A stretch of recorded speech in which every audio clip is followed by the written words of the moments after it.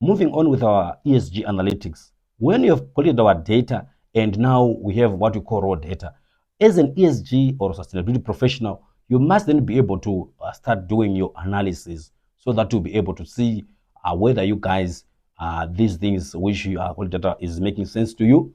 I know in sustainability we do have issues of targets from all frameworks, be it IFRIS, we have to set targets, be it GRI, we have set targets. I've seen in most organizations where the chasing of targets becomes the main goal and then they lose the bigger picture of everything. What do I mean? When we are doing analytics, we must then be able to look into issues of, number one, inefficiencies that comes within our processes. So these are areas that we are able to add value as a business. I'll give an example to say, if we're looking at carbon emissions, which the organization is emitting, we're looking at our scope 1 and scope 2, and we see that there's a lot of emissions that are coming in, yet at low production or productivity. So this means that there's high inefficiencies in this particular process. So we will be then helping the organization to improve efficiencies by then analyzing what is causing high carbon emissions. So the point I'm making is that the aim of ESG analytics is not only to track whether we're achieving our targets or not, but also the aim is to ensure that we add value to the organization by flagging out areas of inefficiencies, by flagging out areas where we can improve by improvising and coming up with other means of production or a means of coming up with our goods and services which does not emit more, just as an example. So the purpose of ESG analytics is then to have the deeper look into the meaning of the data to our business.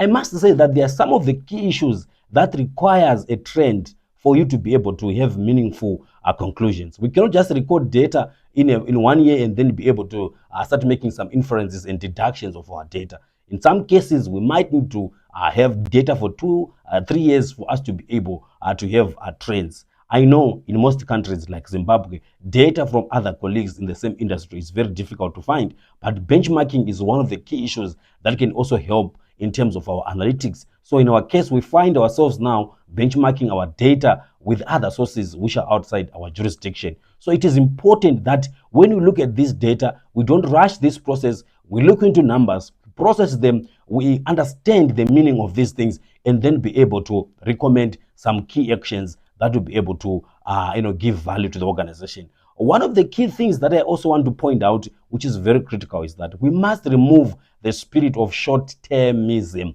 in our analysis of data and how we look at sustainability.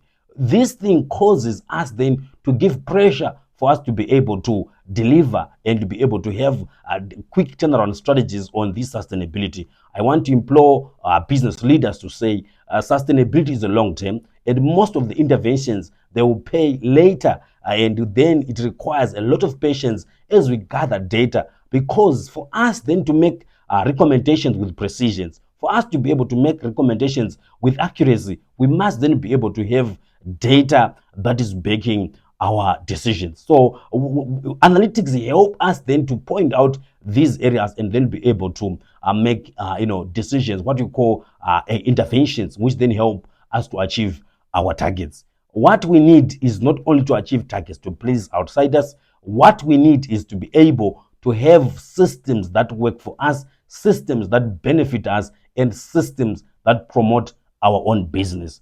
Sustainability is not here to chew profits. Sustainability is here to sustain the business. It's here to maintain the business. It's here to promote the success of the business. So it is important that whenever we have data, we sit down, take it seriously, analyze it, get inferences, make interventions, and promote our sustainability in our company.